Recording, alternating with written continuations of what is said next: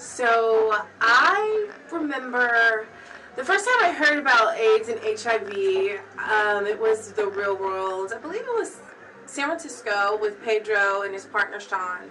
And I kind of knew what it was because we grew up, I'm an 80s kid, 82, and we grew up knowing about AIDS and HIV, knowing that it was something that you could get through blood. But I also kind of remember during my childhood there was kind of a stigma behind HIV and AIDS with, you know, oh, you don't want to touch them, you don't want to get their saliva on you. And I remember, you know, going to different things when I was younger, being in like health classes and stuff, and then really reinforcing that you can't get it from saliva or anything. It's just mostly blood, and you don't get it from touching someone or hugging someone or kissing someone. It has to mostly be through blood or placenta. So anyways, I'm 31 now and I'm HIV negative. For me, it's always been something that was there, and I think it really did help influence my outlook on sex and dating even. I'm very protective of my body and myself, and I think I get that because my mother, she was very young when I was supposed to, you know, watch your body, watch how you are with people, watch what you're doing. So I always had that, but also I was always kind of afraid because HIV and AIDS doesn't have a cure. And so I always kind of felt like I don't want to get this thing that I can't cure, or that I can't get rid of this sickness.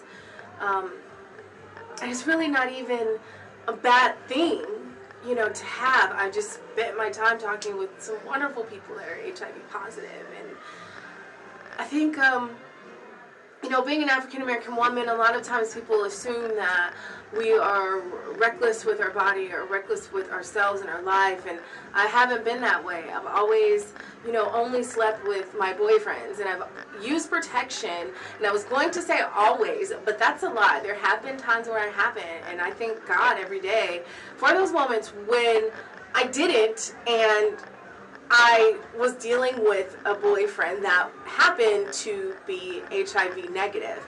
That doesn't necessarily mean, oh, you know, I'm so much better than someone else, because that simple mistake, trusting someone, really trusting someone that you're sleeping with, is kind of, you know, it's really putting your life on the line, because you don't know what they're doing, and you don't know where they're at 24/7, and you don't know if they're lying to you.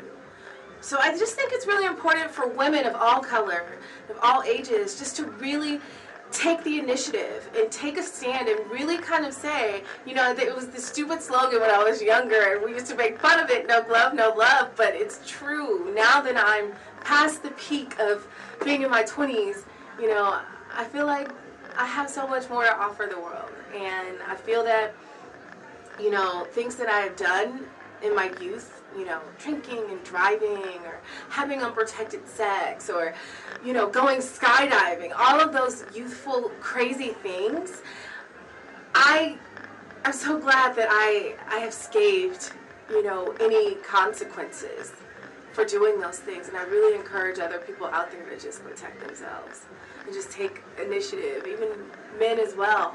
You know, really kind of take initiative and protect yourself, because your body is sacred. And you know, I think that we should all strive, though, even if we do. I personally don't know anyone that has openly told me that they have HIV or AIDS that I deal with in my regular everyday life, but I would encourage, you know, us to be a little bit more loving and caring and open, and just like treat people how you want to be treated, because it could be you and it could be me.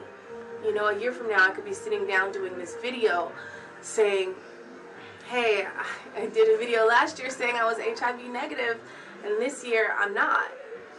So that's heavy. Wow. All the places you'll go.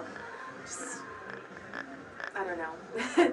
But I hope maybe whoever's watching this, that could be a word of encouragement, that you can still engage in sexual activity and be okay.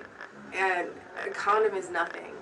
Seriously. I'd rather wear a condom and be safe versus just kind of playing Russian roulette with my life.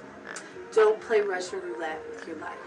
And don't judge people that have it, because it could be you. And more importantly, we need to be supportive of people that have it, because that is something that we don't have a cure for.